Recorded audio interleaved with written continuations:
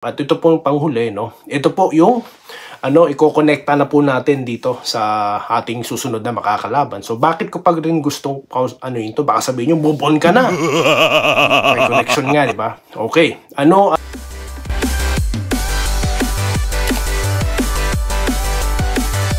Ayan, so welcome back dito sa TV Sports, no? Well, nandito po tayo para pag-usapan, no? Sa ang huling bahagi po, no, ng Bakbakang Ginebra at ng San Miguel. Bakit, no? May connection po 'yan sa susunod nating topic, no? Dahil marami na pong nagre-request, no? May mga nagsasabi na po na pag-usapan na daw, no, ang ating susunod na makakalaban, ang inaabangan pong research today. Inaabangan rematch, no, between of course ang ating kabarangay Ginebra at ang TNT, no, Tropang Giga. Sabi nga po nila Brownlee, iba na po to. So yan ang ating pag-uusapan at konting shoutout of course. So yun po, no. Okay, so mabilisan po, ako po nagpapasalamat sa mga bagong subscribers at patuloy po nagla-like and subscribe po at sa mga nagko-comment po, no, nagpa-follow dyan sa Facebook. Maraming salamat po sa inyo lahat, no. Sa hindi pa po subscriber, well, paklik na lang po ng button na yan, no? At subscribe na rin. Yan lang po ang ating kaligayahan. Okay. Mabilisan lang talaga. Okay. Going into the topic, no, ito na po yung last part ng ating pinag-uusapan. Kasi nga, yung Game 6 po, napakaganda po, no, para pag-usapan lamang sa isang topic. Kaya nga po, hinati-hati ko yan, no, sa unang bahagi, no, yung buong summary, Tapos sunod yung si RJ Barrientos, no. At ito po yung panghuli, no. Ito po yung iko-connecta na po natin dito sa ating susunod na makakalaban. So bakit ko pag rin gustong baka sabihin nyo, move on ka na. May connection nga, diba? Okay. Ano ang number 1 dyan? Yung taktika ni Coach Tim Cone. Ayan. Yung match up po. Kasi nga, pinag-aralan nilang maigi ang San Miguel. They have time, no, na mapag-aralan na San Miguel. At yan po most of the time, Junmar Fajardo. That's it, no. Kasi once they have an option with Junmar Fajardo, marami pong mabubuksan, no. So, they tried. At yun na nga, they are successful, no. Yung strategy nila na pigilan si Junmar at mapipigilan po yung opensiba na San Miguel. So, ngayon po, going to, TNT, maraming options po. Hindi sila basta-basta lang naglolopos-lopos, no.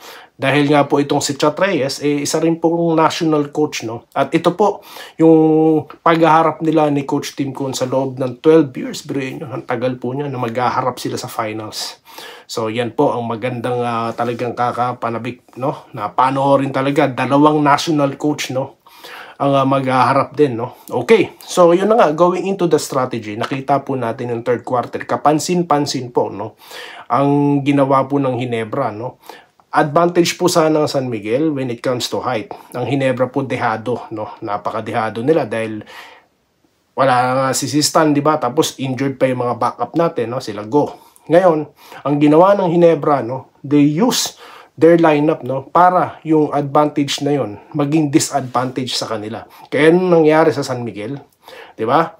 Dahil nga pilit po silang sumasabay sa Ginebra, hindi na po nila napaglaro halos si Tautu. Actually, di talaga nakalaro si Tautu, 'di ba, nung last game. Tapos, ang napansin ko din doon, no, talagang ang nangyari all throughout the game, limitado po yung players na ginagamit nila. Si Romeo, ilang minuto lang ata pinasok. Si Rosales, hindi talaga. Di po ba? So talagang they stay focused, no, sa lineup na meron ng Ginebra na makasabay sila. Siguro yun ang naging strategy nila. Na bandang huli, natalo sila sa strategiya na yun. Bakit? Kinapos na po si Lassiter. Diba? Yung first half, ang ganda ng mga shooting niya. Pero yung latter part of fourth quarter, yun na nga po, sumasablay na. No? Si CJ Perez on the other hand, no? Alam naman natin, consistent din talaga yun. Kaya nga siya superstar. Yun na nga lang, kinulang din. Si Chris Ross, no, na nagpakita po, hindi po basta-basta lang umi-score si Ross. Marami po siyang role, no, kung mapapansin nyo, yung back screen. Ang gaganda po nun actually. No? Yun na nga lang po, no, yun na nga lang, hindi na rin siya halos na ipasok, no. So, yun lang ating mga nakita. So, kumbaga, na overpower sila ng strategy ni Coach Tim Cone, no? Dahil yun po ang nag-control, yun po ang nag-dictate, no, ng buong laro. So, yan po ang ating aasahan, no, kung paano ginawa, no? How genius, no, yung ginawa ni Coach Tim Cone dito sa San Miguel, na yung advantage nila naging disadvantage sa kanila, no? Then, paano naman dito sa TNT? Sabi nga po ni Justin Brownlee, kakaiba po ito, no? Kumbaga po, unpredictable. Ayan, sa mga susunod na parte po, no, sa next part po, yung deep po talaga, no? Pagkukumparahin po natin yung opensa ng dalawa, no? So, yan po yung ating gagawin. So, yun po. Ang gusto ko lang i-emphasize dito, dalawang bagay, no? Yung how genius, no, yung plays ni Coach Tim Cone. Then, ang consistency po nito ni Ahan Misi. Bakit niya po nabanggit, nung in-interview siya, no? Sinabi niya na talagang he made himself available talaga dahil nga po, yung load ni Justin Brownlee, dahil nasa kanya yung, depensa para siyang sa Steph Curry, siya nagkikreate. So may ma-open po talaga doon at napaka-utak nito ni Mr. Consistent, no. Siya na po si Mr. Consistent, si Ahan Misi. Dahil sabi ko nga sa inyo, nung game 5, may Scottie Thompson to keep us alive in the game, no, in the early quarter, no. Yan din po yung ginawa ni Ahan Misi, yung shooting niya. So yan din po kasi ang ating kailangan going, no, sa next game.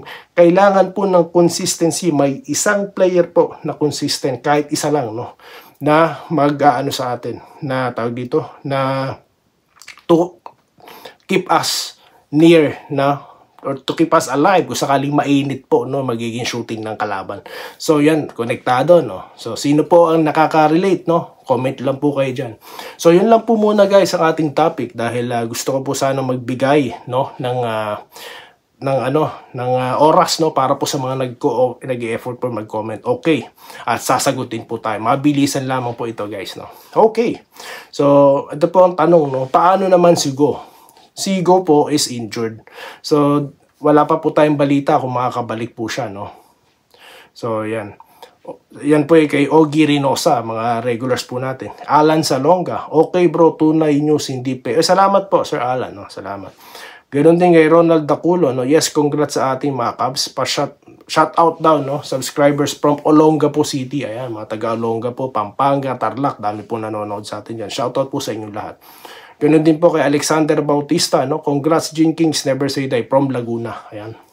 Mga taga Laguna, dami din. Pa-shoutout, Gerald ng Tarlac, no? Gerald Castillo po ng Tarlac. Nabanggit ko na kanina, dami talaga nanonood dyan.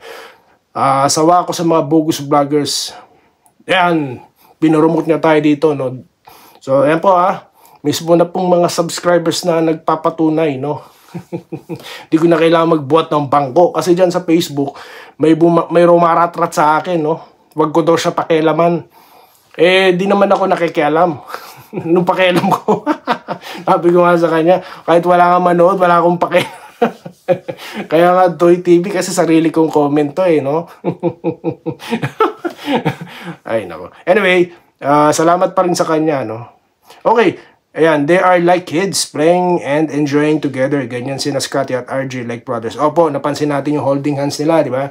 So, dahil nga, they're enjoying the game. Yung nga sinasabi ko dito, di ba? Enjoy the game. Di ba guys? Oh. Okay, like having a younger version of Pisang Kilinero. Totoo po yan, Sir Gerald. No? Ramil Gonzaga, yan po, taga-Taytay po to, no? Mga taga-Taytay, mga taga-Rizal. Good evening, sana makabawi tayo. Opo, makakabawi tayo dyan. No? Ngayon pa lang, sinasabi ko na yung prediction ko na tayo po mananalo sa serye na to. No? We call it series, no? Not just a matchup. Series to guys. Boss, game 1 TNT Gin sa lugar namin. Gaganapin. So for sure manonood po kayo na live Sir Jun Jun Bano Manlolo, no. Sigurado manonood kayo, no. Antipolo Inari Center. Kung nandyan po ako sa Rizal, kasama niyo po ako nanonood malamang, no. Shoutout po kay Jun, no. At ganoon din kay Albert Narag, no? Alberto Narag, ayan, idol, sikat ka. Salamat, flattered naman po tayo dyan. Di pa naman po, wala, konti pa po to, yung mga fake news vloggers po, may mga 50 mga views, no? Gusto ko silang tapatan para matapos na yung kalokohan nila, no? Sigurado may maglalabas dyan, si Rosario daw, maglalaro na sa finals, mga... Oliver Esguerra, kung wala si team, kung walang RJ Abariento, sinusubaybayan namin si team ang laro ni RJ. Shoutout boss. Shoutout po mga taga Malolos, no, mga taga Bulacan. Isa rin po sa probinsya na napakarami pong nanonood. Ano po. Dahil kay RJ, nanonood ako ulit ng PBA, kay Ferdinand Bahado, no. Sir, tama po kayo dyan. Actually, si RJ po pinapanood ko din, no. Sa kaya niya nakatutok yung mata ko. Kaya nga yung content natin, tong content na yun na pinagkomentan mo is all about him, no. Dahil po simbolo siya, no, ng talagang masasabi na nating premier point guard, no, at we expect him, no, na sana maka-join siya sa national squad natin sa Gilas. Na pag-uusapan din natin next month yan, guys, no. Marami tayong pag-uusapan dito. Okay, kay Isidro Alingod, no. Congrats to our team Barangay Nebra, Jesse Vasquez, no. Parang ito yung boxer, ano. Yung pangalan niya po, no, nakalaban ni Pacman. Okay, next target TNT, kaya kain natin yan, makakabawi tayo, no. Then sabi naman po ni Vincent Nigar, no, mga regulars natin, champion na tayo, no, champion daw.